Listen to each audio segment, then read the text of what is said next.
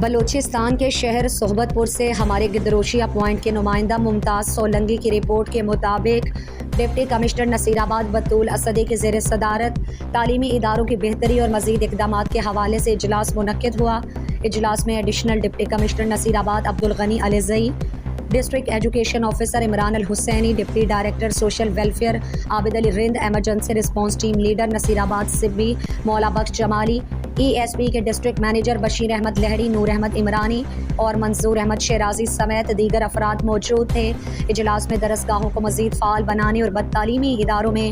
اساتذہ کی تعیناتی کے حوالے سے تفصیلی جائزہ لیا گیا۔ اجلاس سے خطاب میں ڈپٹی کمشنر نصیر آباد بطول اسدی نے کہا کہ عرصہ دراز سے بند اسکولز کو کھولنے کے لیے محکمہ تعلیم کے افسران اپنا مثبت کردار ادا کریں تاکہ ان تعلیمی اداروں میں زیادہ سے زیادہ بچوں کو علم کے زیور سے آراستہ کیا جا سکے۔ یونیسیف تعلیمی عمل میں بہتری لانے کے لیے محکمہ تعلیم کے ساتھ اپنا باہمی رابطہ مزید تیز کرے تاکہ اسکول سے غیر حاضر اساتذہ کے خلاف سخت ایکشن لیا جائے۔ آدھی غیر حاضر اساتذہ کے خلاف گرینڈ کارروائی کی اشد ضرورت ہے۔ ہماری کوشش ہے کہ جب تک ہمیں ضلع میں ذمہ داریاں عائد رہیں گی تب تک بہتر سے بہتر جو اقدامات ہیں اس کے لیے ہر ممکن دستیاب وسائل بروئے کار لائے جائیں گے۔ محکمہ تعلیم افسران بند اسکولز اور اسکولز کی عمارتوں پر قبضے کے خلاف محکمہ ضلع انتظامیہ کو نشاندہی کروائیں تاکہ قبضہ گیر عناصر کے خلاف سخت کارروائی عمل میں لا کر اسکولوں سے قبضوں کو واگزار کروایا جا سکے۔